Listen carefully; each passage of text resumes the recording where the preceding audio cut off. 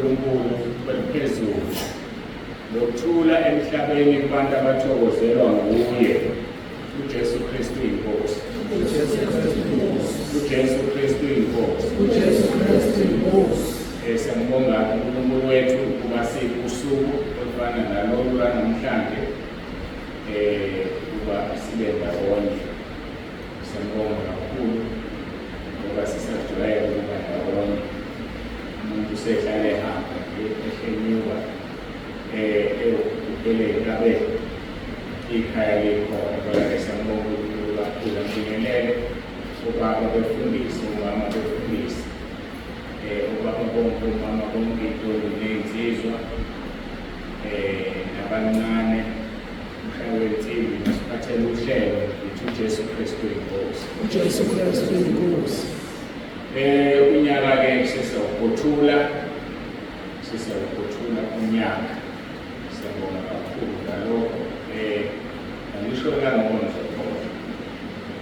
ngizokhohlwa, ngisho ngila suke bese ngikhohlile ukuthi kambe kufanele ngibani. Ngijwayele into yenza kahle nomabhalane wami ukuthi ujoye inkonzo kuphele enkulu makuyilezi uyaretire. Uthande uzeke uzomtshela isikole sami. Ngine sengitatazela ngibhala uNonhlanhla Mbanjwa ngoba sengosibili uthandeka ngathi uthandeka kuphela. Kanti inkinga-ke manje le nto lokuyibona nje ku-YouTube kunegama lakho eliphelele nesibongo. Ngibone-ke ethandeka uzomtshela isibongo sami uNonhlanhla Mbanjwa kutholile angivuleke lapho. Imemezelo-ke ezimbalwa kusukela-ke enkonzweni yomhlaka 25 isimusi loyo, inkonzo yomhlaka 29 Sunday leyo, inkonzo yomhlaka 31 December itela zingene immediately emva kwe-intercession. Intercession iqala ngo-9 ukuthi masiphela intercession past 9 noma ngaleso sikhathi okuphela ngaso bese-ke iyaqala inkonzo. Ngoba ngibhedela ithuba labantu abafuna ukubonga, ukuzibongela uNkulunkulu bagcinile unyaka kwaba manje noma ngabe-ke asisawubona ozayo kodwa cha siwubonile ngoba inyanga siyeqile ku-15 singaphezulu kuka-half. So sokuvula lelo thuba-ke kulezi nkonzo ey'ntathu mhlaka 25, 29 and 31 sicela abantu abawu-10 5 minutes umlemo ingakho sikhala ngo-9 noma-ke i-intercession iphele ngo-20 past siqala ngo-20 past 9. I-intercession iphele ngo-22:10 ngaleso sikhathi iphela ngaso emsiye ukuthi kuyahlala uzala phambili siyaqala ukuthi inkonzo ingene.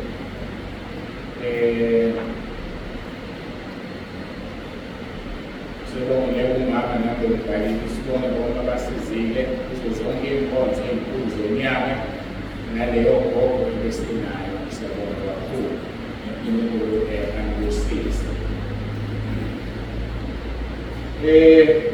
Khona izinto-ke ngifisa siziqondise la kakhulu emabhrentshini nakhona la siziqonde ngoba mhlawumbe siqonde ukuthi kwenziwa yini kwenzeka ukuthi baningi abantu abakhona ababengekho umsebenzi kaNkulunkulu uqala. Njona siyiqondisele ndaba kakhulu lapha emabhrentshini ngiyafisa ukuthi bayiqonde. I-intercession yenziwa umuntu ozophathiswa, hhayi noma ubani, yenziwa umuntu ozophathiswa. Lento-ke yenzeka mhla uJesu engitshela ethi ningaba odrayiva nonke emotweni, ningaba odrayiva nonke ngokwamalayisensi kodwa imoto idrayiva umuntu oyedwa. So singaba befundisi la sonke sihlezi kodwa odontshiwe uyedwa yena ozoshumayela.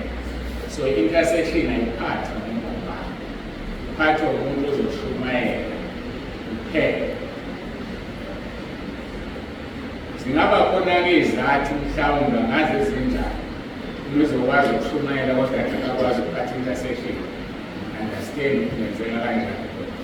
Phela uma ngigula ngizokwazi ukushumayela intercession engikwazi ukuyenza.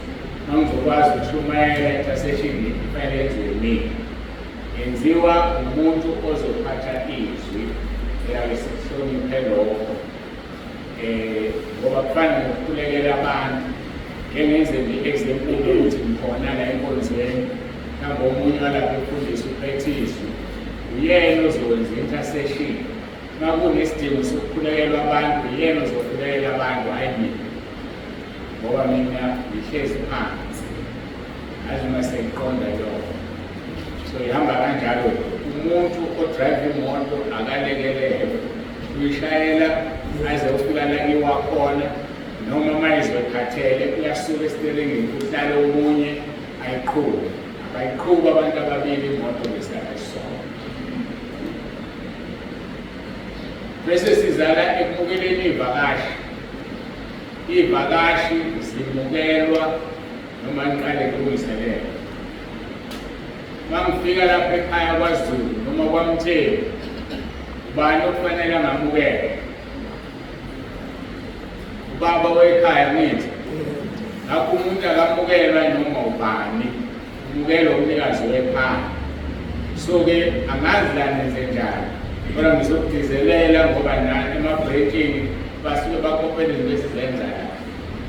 Abazalwane abaqalayo bamukelwa umfundisi ophethe ibranch noma okhona la entabeni masingekho, uyena obamukelayo ayokhulu. Siyayizwa leyo. Mina kwaba nesizathu esenza ukuthi uMama uNtsibande abamukele. Kodwa ngale kwalokho ubaba uZulu mayemla, ubaba uZulu uzomukela abantu. Ubaba uMthembu mayemla ezoshumayela yena uzomukela abantu. Nasemabrekini-ke ngicela kube njalo. Bazosuke babukelele ukuthi abantu bamukele uMama uNtsibande bese bethi uMama umfundisi omukela abantu. Cha. Hhayi akunjalo. uMama uNtsibande laphela ngesizathu.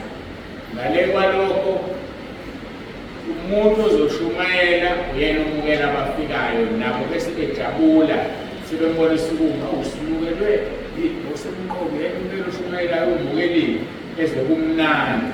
Mhlawumbe bebala noma uNtsibande kakhulu ngazi noma sebemukelwa abafundisi bamukelwa obani. Kodwa-ke abantu bamukelwa usokhaya hhayi omunye umuntu. Uma elitholile ithuba naye abamukele ngezwi abazothi uma behambile libathinte ngamukelwa ngezwi elithile mhla ngifike entabeni. Uma kungenzeka ngiyafisa bamukelwe ngezwi. Hhayi-ke ngicabanga ukuthi-ke into ebengifisa ukuthi ngiyidlulise isidlulile. Ngicabanga ukuthi isidlulile sesizolumela-ke kuyezwini lenkosi. Uyinkosi ephakemeyo, Mongeni, Mongeni, Mongeni, uJesu uyinkosi, uyinkosi ephakemeyo.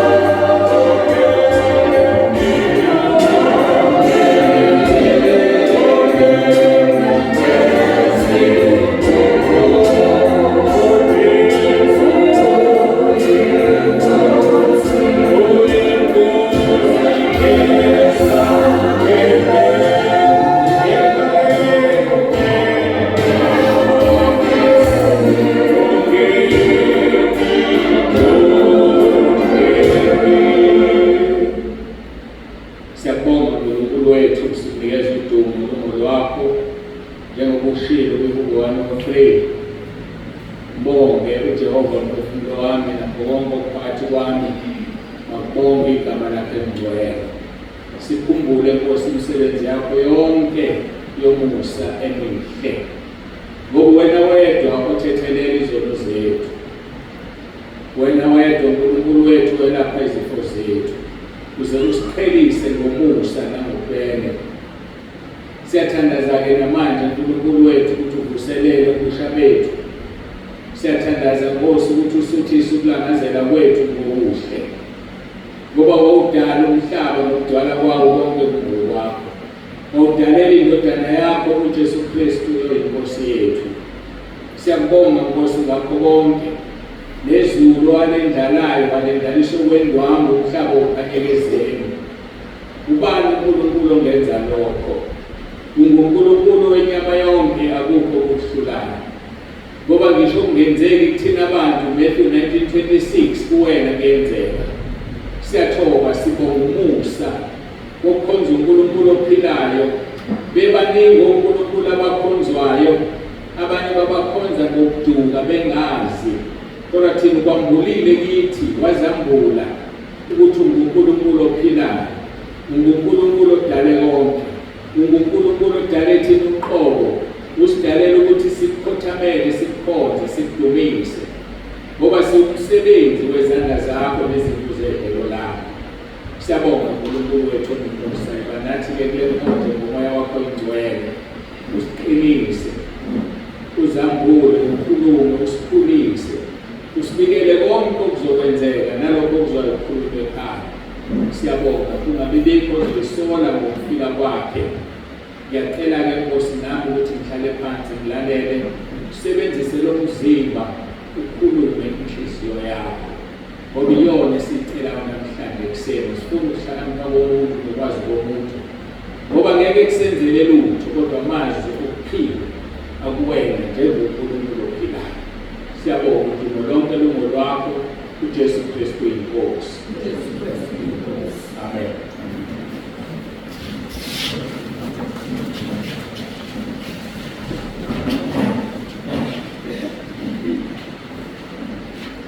Zokula-ke amabhayibheli ethu ngoba sekolose isahluko sesibili ivesi ye-18. Colossians chapter 2 verse 18. Inkonzo engu-part 3 le. Part 1 no-part 2 wawukhona khona la. Ithimi yakhona iseqwayiso ngezimfundiso zamanga. Iseqwayiso ngezimfundiso zamanga. Part 1 uma ungekho la enginokhonza ngqo kodwa wawukhona la. Part 2-ke kukhona phambi kwenkonzo zabasha. Siku-part 3-ke manje. Kufundeka-ke kanje. Verse 18, makungabikho umuntu onamuka umvuzo wenu, othanda ukuzenza othobile, ekhonza izingelosi, ephike ngembono yakhe, ezikhukhumeza, ngeze ngengqondo yakhe yenyama.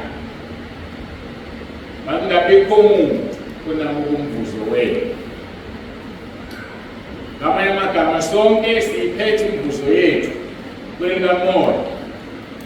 Kodwa abantu abazenza abathobile, abantu abakhonza iy'ngelosi, bephike ngembono yabo, bezikhukhumeza nangengqondo yenyama, bangakwenza bakwemuke umvuzo wabo.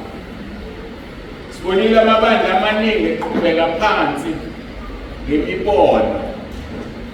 Amabandla a-drive-wa imibono. Asisho ukuthi imibono i-wrong, kodwa kufuneka ibandla eli-drive-wa yizwi, hhayi umbono. Ngoba izwi lona eliphilisayo, izwi libukhali kunenkemba eyisinganhlangothi zombili.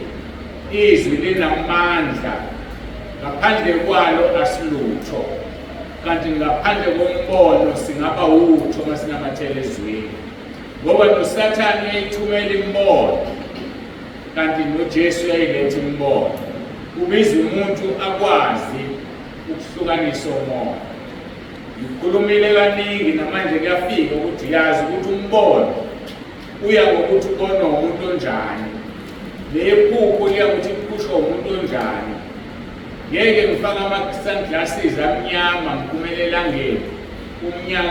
Umhlaba bese uba bright njengakumuntu ongawafakile ama-sunglasses. So umhlaba uyashintsha kimi ngenxa yento esemehlweni nami. Nombono uba yilento umuntu ayiphilayo.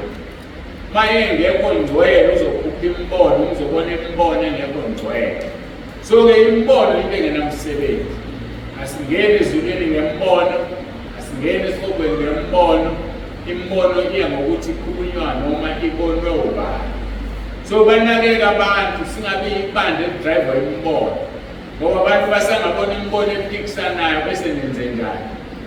Iphikisana nje imbono ngoba omunye usenyameni, omunye kumoya. So leyo mbono ufuna uphikisana. Isihloko-ke seBhayibhelini sisenze sayithini? Ethi sexwayiso ngezifundiso zamanga.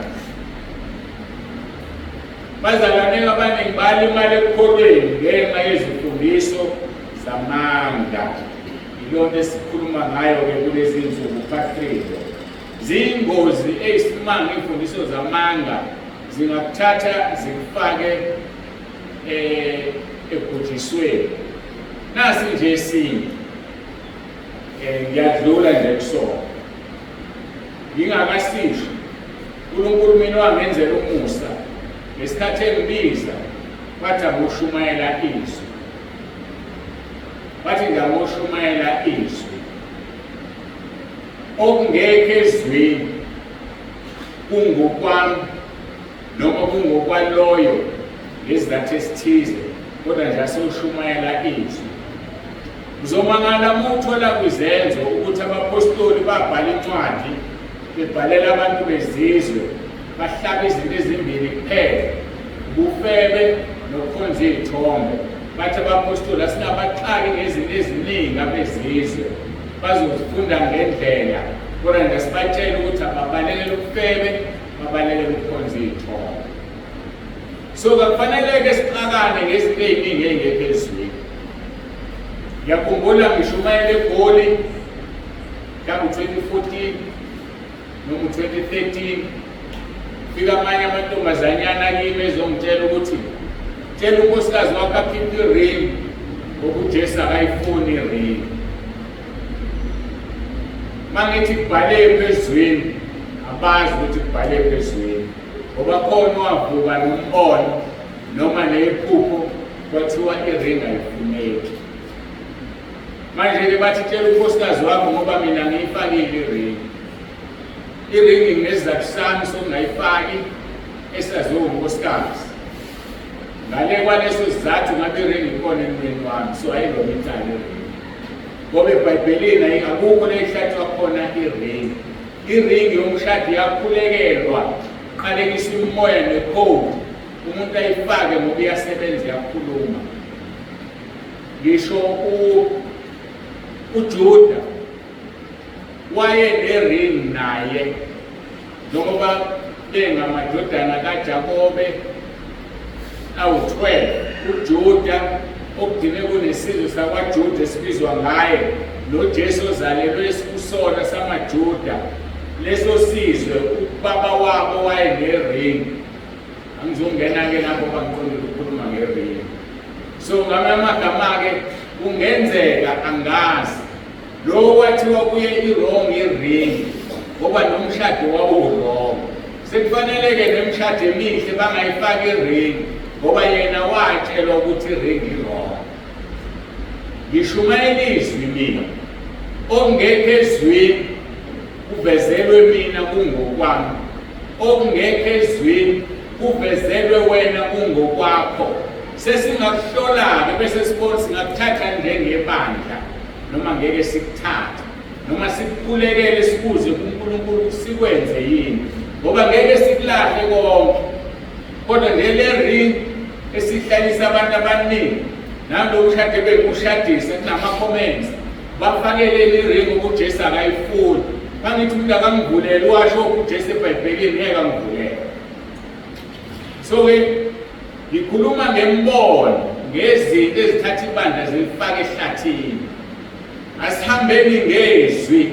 uJesu John 7:38 uthi okholwa njengokusho kombhalo esiswini sakhe kogobhoza imfula yamanzi aphilayo. Athi verse 39 wayekhuluma ngomoya ongcwele ngoba engakafiki. So umoya ongcwele ukhona kulona loyo ophila impilo obungcwele, uyasikhokhela asitshele ukuthi asenzeni, asizutshelwa abantu uma kungekho ezweni. So-ke i-ring engakangitshela uJesu ukuthi akayifuni ngoba faka abantu abashadayo i-ring, ngoba i-ring ayikho ezweni. Uma ikhona bewayafaka amadoda kaNkulunkulu ama-ring. Asidlulele bengichazani ukuthi asingabi ibandla lembono ngoba soshona esikhogweni. Imbono ikhona, uyakhuluma uNkulunkulu ngembono bese kucaca ukuthi lo mbono uma uhlola uthini, njengalolo lovukayo engizokhuluma manje umbono. Sisaluqala la sihamba sifunda ngendlela izinto uNkulunkulu esifundisa. Bazokhumbula omama abadala bangena nesitayela sokwenza i-dread ngoba bengafuni ukuluka ngale ndlela le esihlathiwe neseBhayibhelini kuyakhulunywa ngokuluka. Wafika omunye umfundisi wesifazane wabona ukuthi omama balapha zi-dread ngisho umama uNzibande hayi akangasho lutho, wahamba 3 months or 4 months down the line wabuya i-dread lingasekho. Wayeseyangitshela-ke wathi esuka la wahamba ayothandaza, wathi Nkosi ngicela ubambulele ukuthi i-dread awuyifuni ngoba uma betshelwa yimina ngeke bezwe. uNkulunkulu wesimkhonza uyaphendula. Esahambile kwafuna omunye umzalwane from Bergville wathi baba uNzibande ngikhipha ushumayela ebandleni lakho abantu bebaningi begcwele. Uthe usashumayela bonke baba nama-dread. Bathe masebe nama-dread abesifazane kwavela izwi lathi izwi i-dread umoya wobungoma, umoya woburasta, angiwufuni ebandleni lami. Wayesethuka ulo muntu useBergville. Imina kwasebayimpendulo yokuthi uNkulunkulu akalifuni i-dread. Angazi noma nawubona umahluko. Into asinqabi imbono kodwa ekuphuma ezulwini sokwazi ukuyazi laseliyayeka i-dread layina. Ngale kwalokho akukho ezweni ukukhuluma nge-dread. So angisho ukuthi ngeke sikiyeke uNkulunkulu ethi asiyeke, kodwa uNkulunkulu uyahlonipha uletha izinto ngendlela. Nalo mfundisi wathi mayesefike esethi hawu seniliyekile i-dread, ngamthetho kwenzakaleni, wathi ngahamba ngathandaza ngathi Nkosi angikho esimweni sokubatshela ngibeke bakwamukele, ngicela wenze isu wena lokuthi ubatshele. Ukhonzwa kanjalo uNkulunkulu. Awuvele uthi hamba ucela umfazi wakho akhiphe i-ring. Akusebenzi kanjalo. Ziyahlolwa izinto zivela kuNkulunkulu. Sengiphendula-ke nabe bekhomenta-ke la ku-YouTube kuthiwa ngibafakeleni i-ring, uNkulunkulu akayifuni i-ring. Ngicela unginike ivesi elithi uNkulunkulu akayifuni i-ring. Sizowakhipha ngoba siyamhlonipha uNkulunkulu. Angidlulele. Ngingabeka kwesinye isihloko. Leli vesi ke silifundile sithola izifundiso zamanga ezingake ezingu-5. Ngazibala part 1, part 2 ngizophinde ngizibale ngoba abantu bayakhohlwa. Number 1, ukusenzela imithetho eyenza izinto ezinganqatshelwe yizwi zibonakale zingafanele, futhi ezingavunywa yizwi zibonakale zilungile. Saxoxa ngalonto ku-part 1 njengale example engiceda ngisho yamaringi. Okwesibili, ukuzenzela indlela ethile yokukhonza engekho ezweni, njengokukhonza iy'ngelosi nabangasekho nokukhonza amadimoni. Konzweni edluleke sidinge silapho, sisazoqhubeka khona ngoba siqedanga ngey'ngelosi. Ngethemba namhlanje sizoqeda. Kodwa ngifuna ukuchaza ngey'ngelosi yilokhu. uNkulunkulu wambule into enkulu ngey'ngelosi. Ngiyacabanga ukuthi uma unyaka unamaviki awu-52, wafika 52 ba 26, zingaphuma iy'nkonzo eziwu-26, 6 months wonke on Sundays, ushumayela ngey'ngelosi kuphela ngomsebenzi wazo nokuthi zinjani, zihlukaniswe kanjani. Kodwa kasizongena kulokho, sizoyivala ngey'ngelosi namhlanje ngoba kufanele siqhubeke lesi sihloko. Mhlawumbe siphinde sithole ithuba sikhulume ngokukhonza abangasekho, bese sikhuluma ngokukhonza amadimoni. Kwimasi yakunumber 3 othi ukukholwa okusekelwe imibono yengqondo yenyama uNkulunkulu akakufuni. Number 4, ukukholwa okusekelwe ukuhlakanipha nangenkohliso eyize njengokwemvelo yabantu. Number 5, ukukholwa nezifundiso ezingasekeliwe iNkosi Jesu Kristu ezingukucathula kwezwe. So sinamaphuzu awu-5, angazi awuphela nini ngoba sesiyabona ukuthi iphuzu lesibili lide lithathe inkonzo number part 2 namanje ku-part 3, part 4 ngicabanga ukuthi kuzidile ku-part 5 sihlezi ephuzwini lesibili. Sengishilo ukuthi ifundiso zamanga esizitholayo ziwu-5 kuleli vesi. Ngathembisa-ke uzoqhubeka nayo uPoint number 2 uthi ukuzenzela indlela ethile yokukhonza engekho ezweni, njengokukhonza iy'ngelosi nabangasekho nokukhonza amadimoni. Sisaqhubeka-ke nokukhonza izingelosi, sichaza ukuthi ingelosi iyini, iyenzani, ifanele noma ifanele ukukhonza. Sathi lapho ivesi uHebheru 1 verse 14 othi azisibo yini zonke omoya bokukhonza abathunyelelwa ukukhonza ngenxa yabayokudla ifa lokusindiswa na? Iy'ngelosi aziyona yini imimoya yokukhonza? Iy'ngelosi zingomoya abadalelwe ukukhonza. Number 1, ukukhonza uNkulunkulu. Number 2, ukukhonza iNkosi uJesu. Number 3, ukukhonza abangcwele. Ngizothinta lezo zinto kuphela bese yaphela inkonzo. Asiqaleke ngokukhonza uNkulunkulu. Zimkhonza kanjani uNkulunkulu? Futhi iningi indlela ezimkhonza ngayo, kodwa ngizothinta le eyodwa nje kuphela ukugcwalisa ukuthi iy'ngelosi ziyimimoya yokukhonza, hhayi yokukhonzwa. Asizikhonze iy'ngelosi. Mawufunda-ke u-Isaiah chapter 6 verse 1 kuya ku-verse 4, lithi izwi lenkosi ngonyaka u-Isaiah loyobhalayo okhulumayo, ngonyaka wokufa kwenkosi uZiya ngabona uJehova ehlezi esihlalweni sakhe sobukhosi esiphezulu esiphakemeyo, umsila wengubo yakhe ugcwalisa ithempeli. Umbono, ngoba ngikhuluma ngithi imibono ikhona miningi, iyahlolwa. Loba Isaya wawujenweni uyiwona ikuhambela izwi lenkosi. Kuthi-ke isikhathi kwakuwunyaka wokufa kwenkosi uZiya, wabona uJehova ehlezi esihlalweni sakhe sobukhosi esiphezulu nesiphakemeyo, ingubo yakhe umsila wengubo ugcwele ithempeli. Verse number 2, ngaphezu kwakhe kwakuma amaserafi, ilelo nalelo linamaphiko awu-6, ngamabili lamboza ubuso, nangamabili lamboza izinyawo, nangamabili landiza. Amaserafi-ke uhlobo oluthize lwey'ngelosi. Amaserafi amaserafi ingelosi ezikhonza uNkulunkulu ngqo. Njengoba uzwa la ukuthi amaserafi ayemboza ubuso bawo, amboza izinyawo zawo ngamaphiko amabili embiza. Amaserafi anamaphiko awu-6 in pairs, ukuthi amaphiko awu-3 ahamba nga-2-2. Iserafi leyo. Kanti ezinye ingelosi zinamaphiko amabili nje kuphela. Kodwa amaserafi amaphiko awu-6. Umsebenzi wawo-ke yiloyo. Ingelosi ezikhonza uNkulunkulu.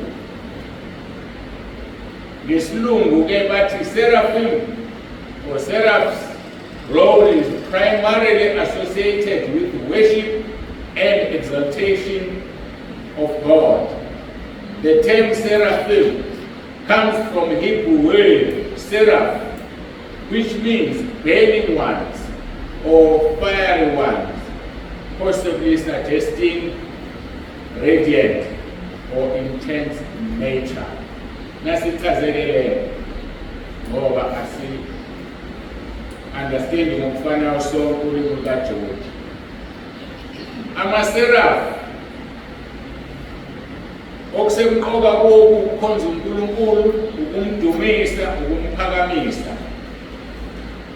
kuphuma egameni lesiHebheru elithi abavuthayo noma bangumlilo.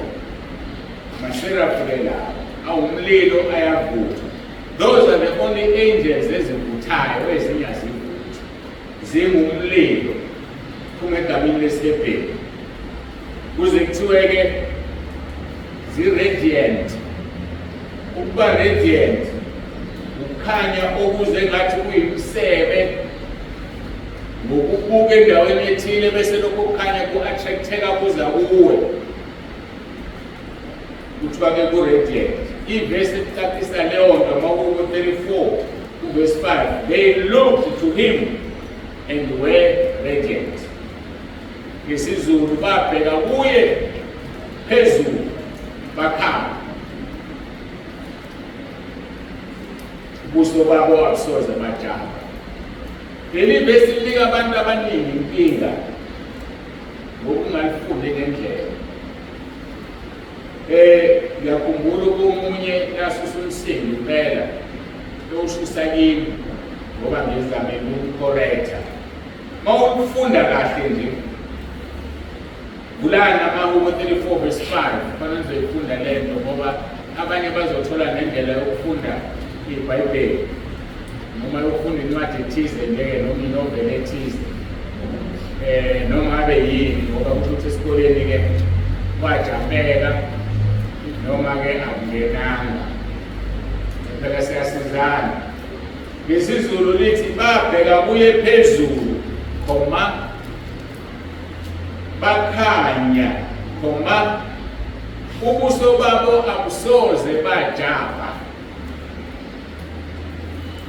Manje-ke abantu bathi-ke bona abaningi babheka kuye phezulu bakhanya ubuso babo abusoze bajaba. Akhanyanga ubuso, akukhanyanga ubuso, kwakhanya bona bonke imizimba yonke.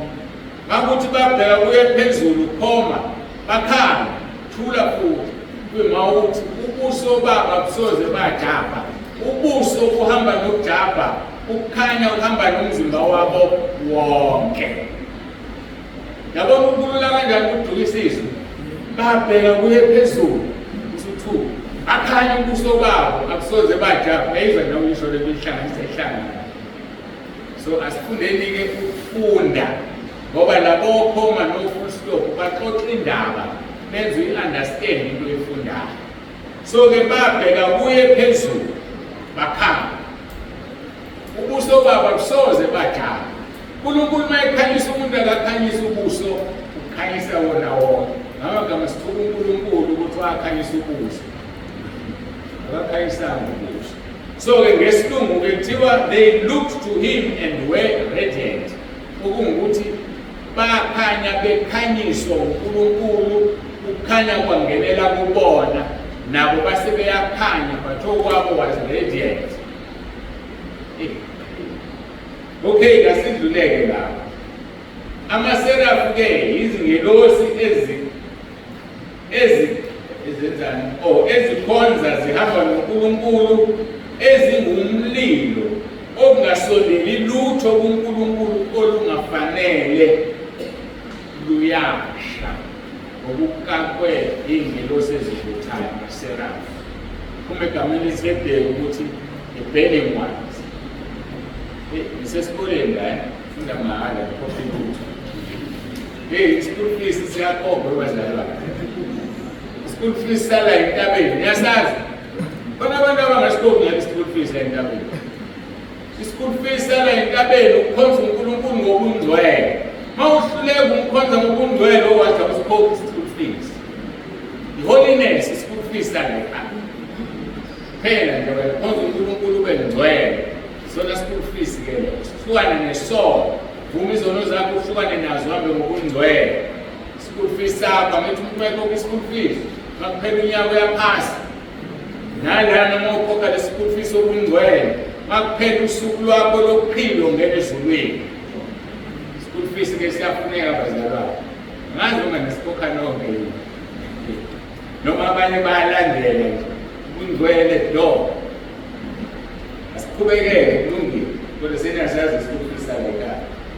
So amaserafu iy'ngelosi ezikhonza uNkulunkulu ezihamba naye ezingumlilo akusondeli lutho kuNkulunkulu ngenxa yokuthi uma kufika kuzona izosha leyo. Now azimshisi kanti uNkulunkulu yena na waphela isecurity yakhe lemgadini. MaHebheru 12:29 khumbula lithi ngokuba uNkulunkulu wethu ngumlilo oqothulayo. Izwakele. So ngamanye amagama okudlule kulezi zingelosi kuzoqothuka kuNkulunkulu. So ngeke lezi zingelosi zimshise yena ngoba yena owakhe umlilo yiwo uyaqothula. Oyengelosi awuqothula uradiant. Engafundela. So ke amaserafu iy'ngelosi ezihamba noNkulunkulu. Kuzwakala kahle-ke esilungwini ukuthi khona bengayi-understand ukuthi ngamaphiko amabili zamboza ubuso, ngamaphiko amabili zandiza, ngamabili zamboza iy'nyawo. My question was, zimboza ubuso bukabani? Zimboza obazo nezinyawo zazo, hhayi uNkulunkulu. Ngale kwalokho ayizosha lawo maphiko amboza uNkulunkulu. Siyadlula. So ke uNkulunkulu wethu ngumlilo oqothulayo. Abese thina senze sibe ngamalanga bomlilo. Hayi umlilo oqothulayo, kodwa amalanga bomlilo. AmaHebheru 1:7 kwezinkonzi zakhe zibe amalanga bomlilo. NamaHubo 104:4 lisho njalo. Khumbula uNkulunkulu njengathi umuntu akayizali inja. Inkomo ayimzali umuntu.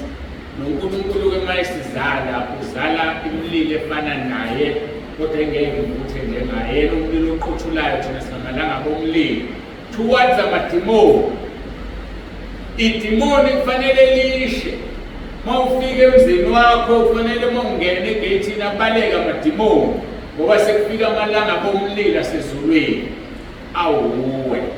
Ungezibone wena kwelikamoya amadimoni ayakubona.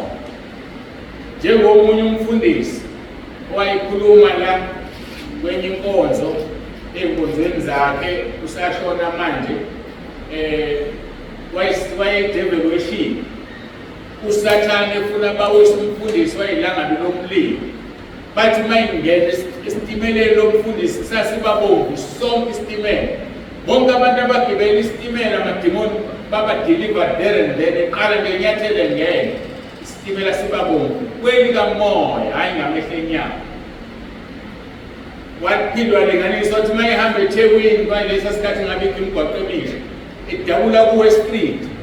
kuWest Street wonke uzoba bomvu. Wonke amadimoni akuWest Street ney'gebeni ey'bamba inkunzi nezibambe ngaleso sikhathi ngoba sekuhamba indodana kaNkulunkulu eyilomfundisi oyilangabi lomlilo. Kufanele sibe njalo-ke nathi. That is how we should be. uma sikhonza uNkulunkulu. Njengoba sihlezi la, kufanele ngabikho umuntu onedimoni la. Dimoni lakhe lisale ngaphandle kwegate. Mayingafuni ukusindiswa, mayiphuma uzothola ngaphandle kwegate ahambe nayo. Kodwa la ngaphakathi ukhululekile ngoba siyini thina singamalanga bomlilo. Obheka uba ukuhlanda nokhona. Impilo engcwele, ngoba ilanga lomlilo, sayithwa imimoya namadimoni, sayithwa izidangoma nenyanga ezizisayithwa abantu. Ngakho-ke sikhonza uNkulunkulu oyisimangaliso. Uyasimangaza usuku nosuku. Ngakho-ke amaserafu uwenza abe izingelosi ezivuthayo. Kodwa thina usenza sibe ngamalanga bomlilo, yena ungumlilo oqothulayo.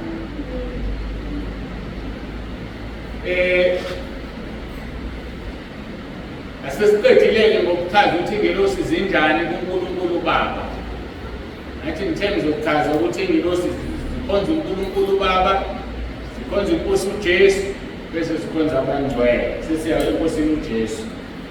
Izingelosi zingomoya abadalelwe iNkosi uJesu kuze naye njengobaba wakhe iNkosi yethu uJesu Kristu akhonzwe izingelosi. Iy'ngelosi zadalwa uJesu. Ngoba izinto lisho njalo lithi konke okukhona kwadalelwa yena, kwadalwa ngaye, kudalwa ubaba wakhe, wakudala ngaye. Ngoba yena uyini uJesu uyizwi.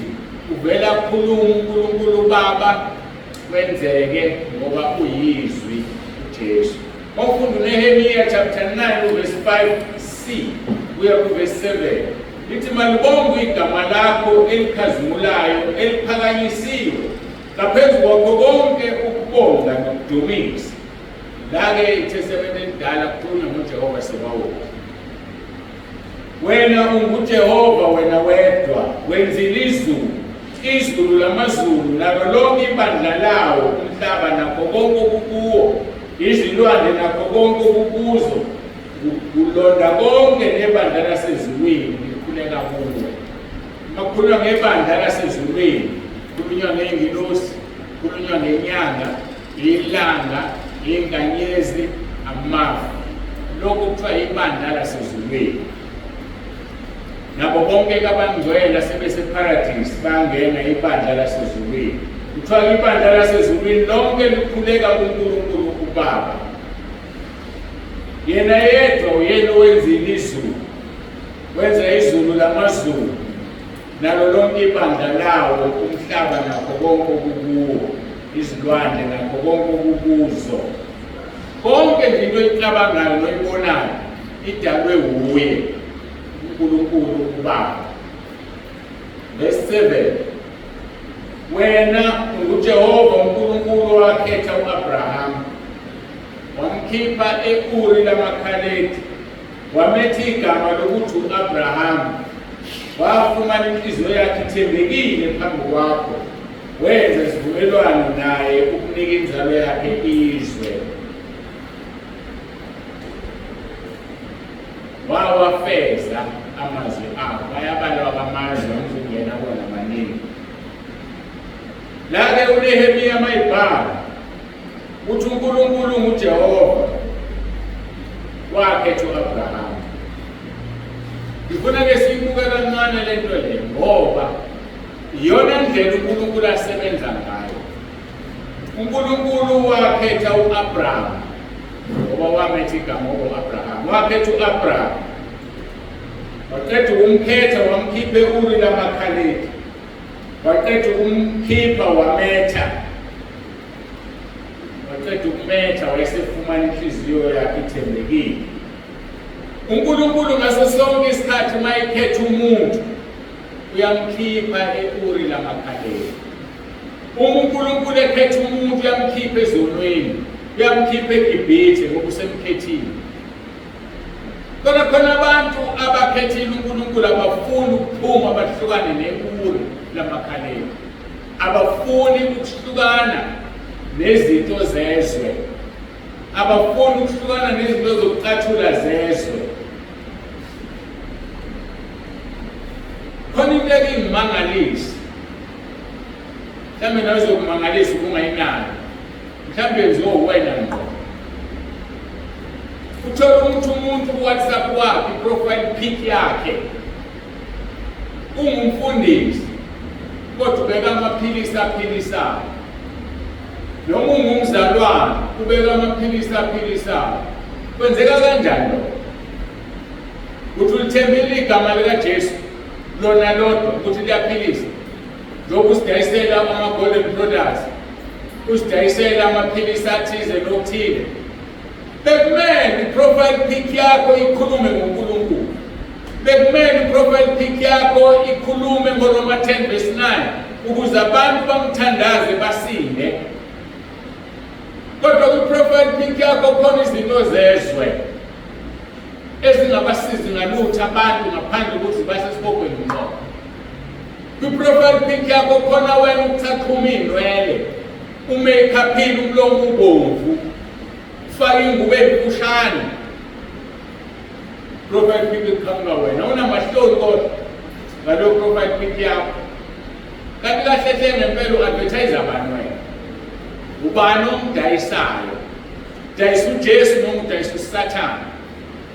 Ake ngibakahlelela ama-profile pic enu mabi, ngeke ngikhulumele ngama-status, anginasikhathi sokubukana nawo. Kodwa I'm sure uma i-profile pic yakho ibheda, ne-status sakho siyabheda. Ngoba ikwazi ukuphambana noma. Mafika ube ne-profile pic ebhedayo, bese i-status sakho siba right.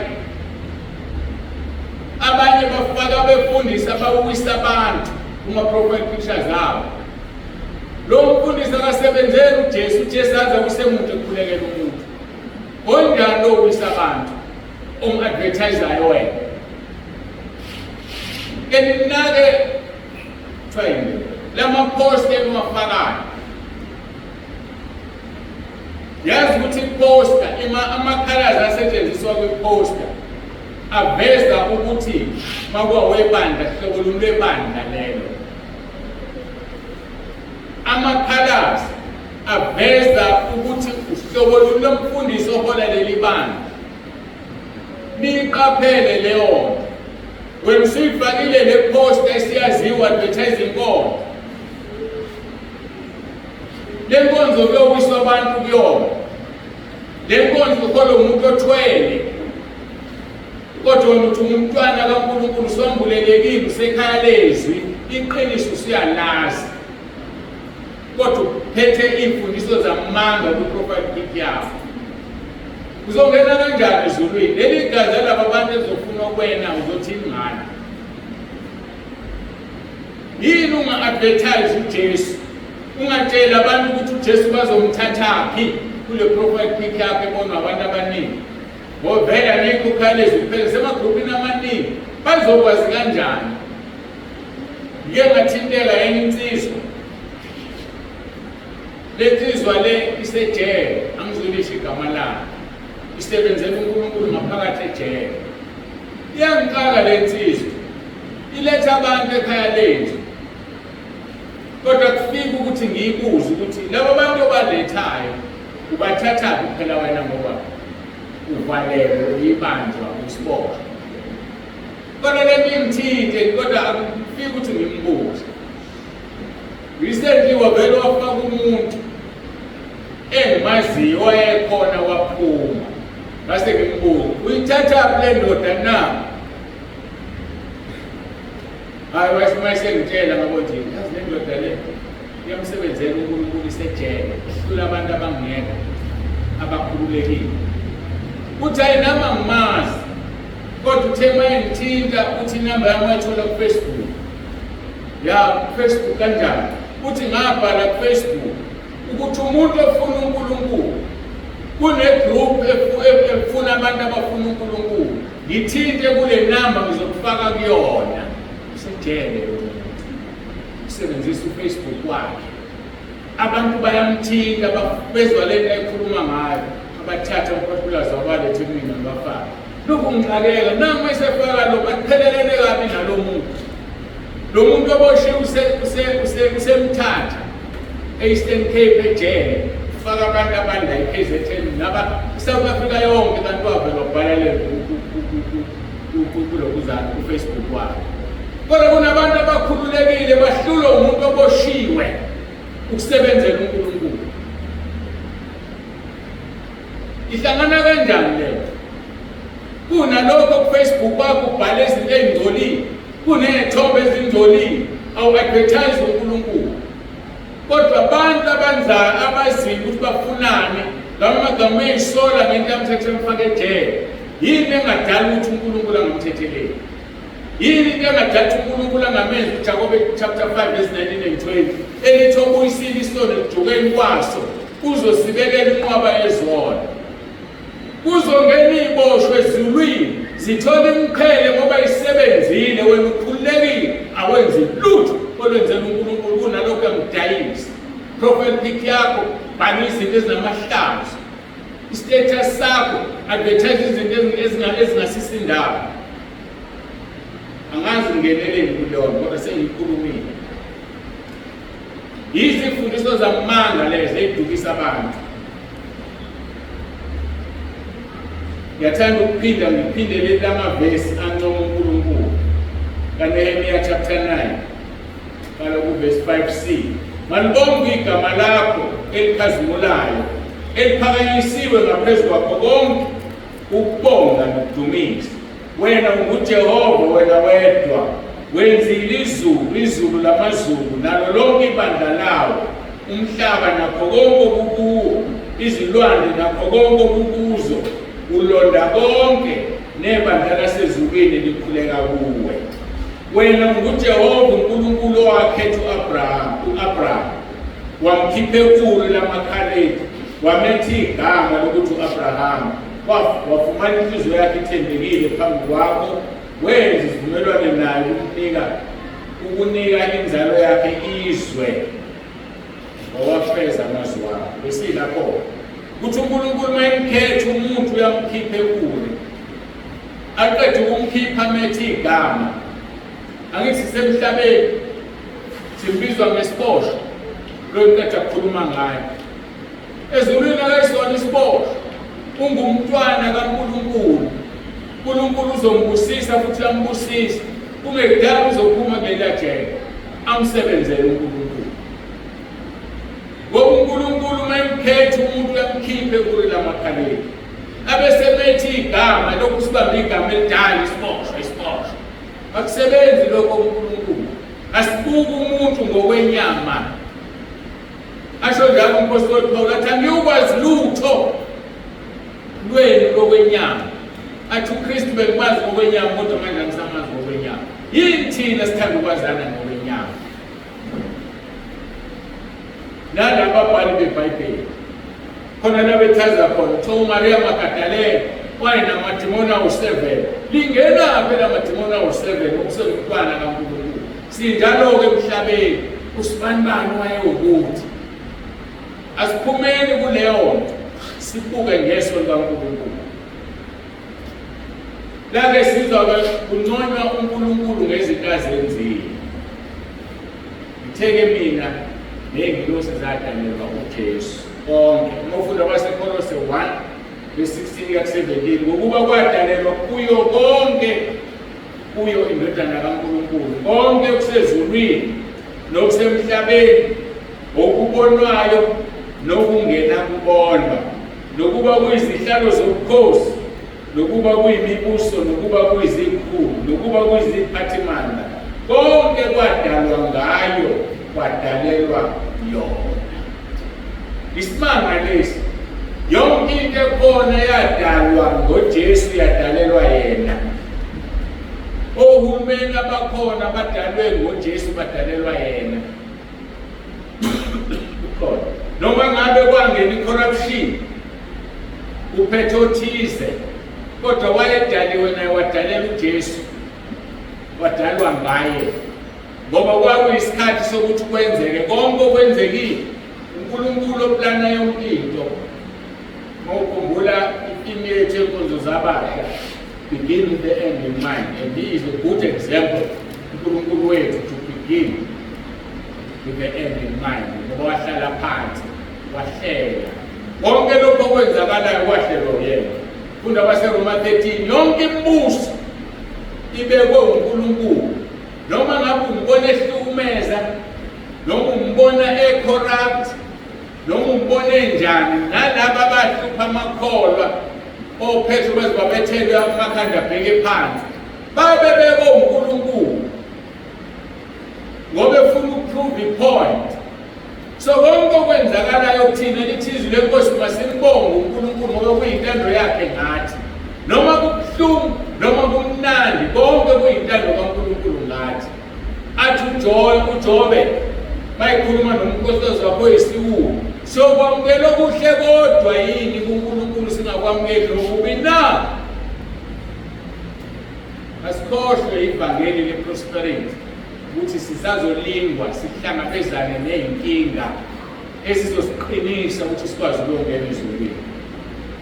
Ngakho-ke kwadalelwa kuye konke okusezulwini nokusemhlabeni, okubonwayo nokungabonwa, nokuyizihlalo zobukhosi. Yabona amakhosi onke akhona, ngisho uShaka owayenonya abashonjana abaziyo, sazi-ke thina sihluleli, kodwa wayebekwe uNkulunkulu naye. Njengoba kuthiwa wakuthi ufuna ukubona ukuthi ingane ihlala kanjani eswini, bathi akaqaqe owesifazane ekhulelwe, unyalolo. Kodwa naye wayebekwe uNkulunkulu ngesikhathi sakhe. Kuthiwa-ke nokuba kuyizihlalo zobukhosi, nokuba kuyimibuso, nokuba kuyizikhulu, nokuba kuyiziphathimandla, konke kwadalwa ngayo, kwadalelwa yona. Verse 17, yona ingaphambi kwakho konke nezinto zonke zimi ngayo, iNkosi uJesu. Ngakho-ke masingakhonzi ingelosi, kodwa masikhonze umdali, singakhonzi okudaliweyo. Okokuthini, ingelosi zadalelwa thina ukuthi zisikhonze.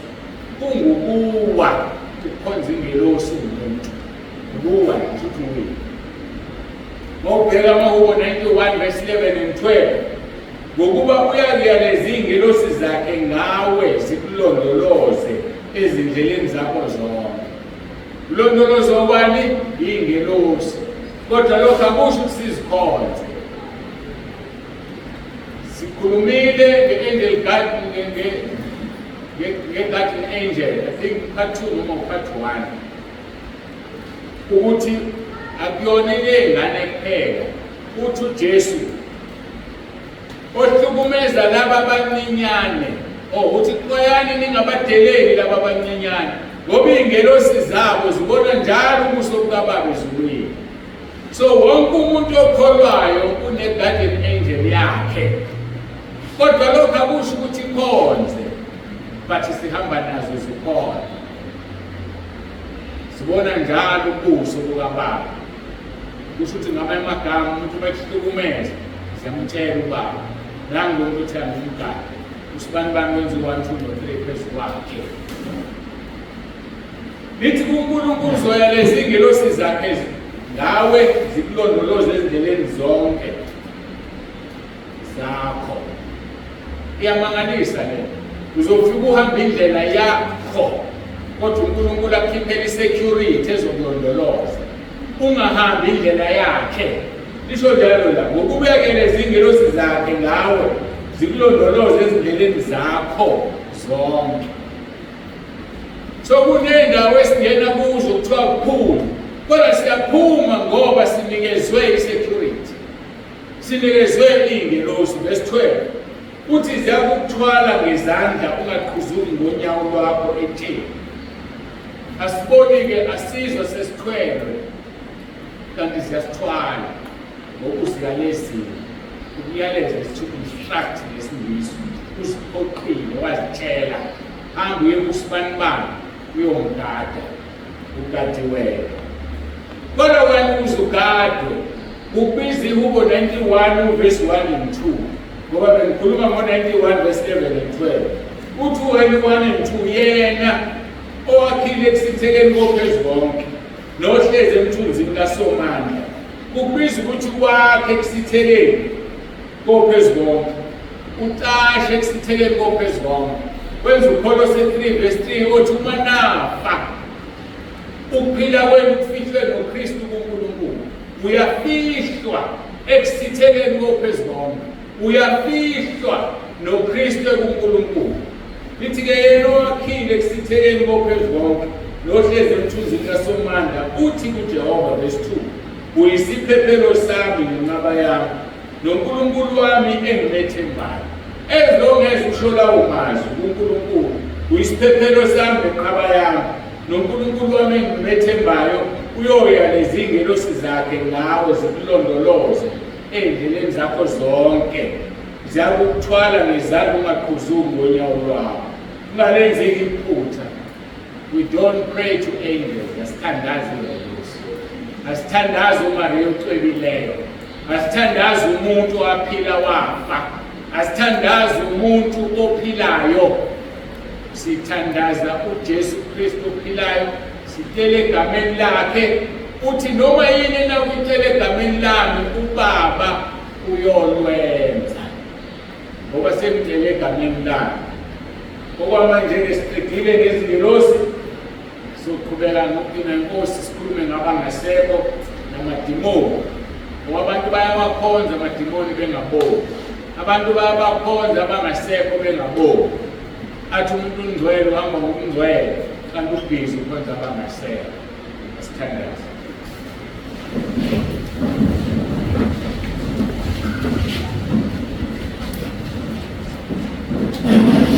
Babongileyo, babongcwele, uNkulunkulu wethu nomusa siyabonga sesizwile.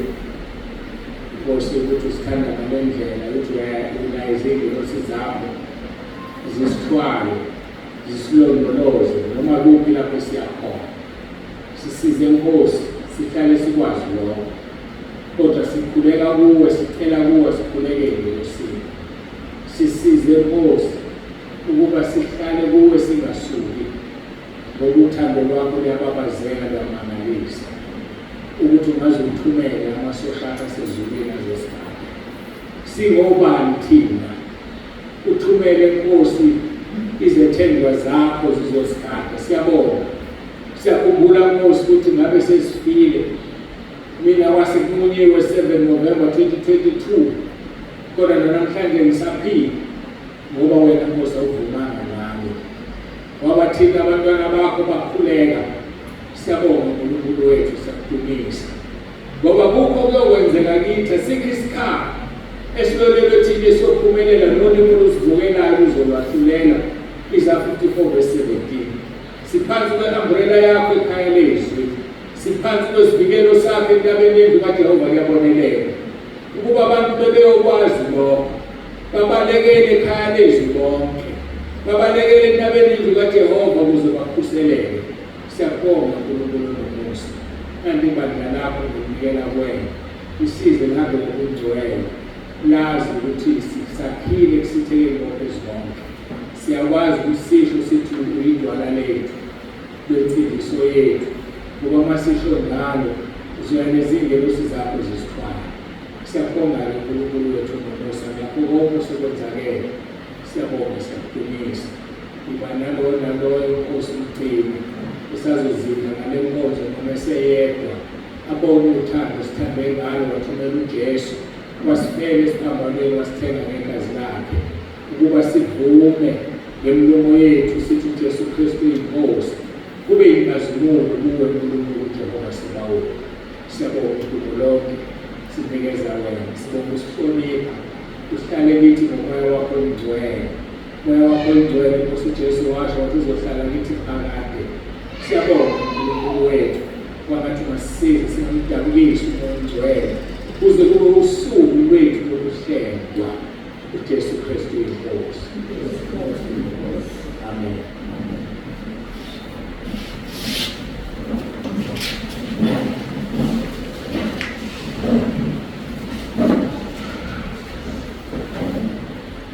Inkosi ephakemeyo, bongeni, bongeni, bongeni, uJesu uyinkosi.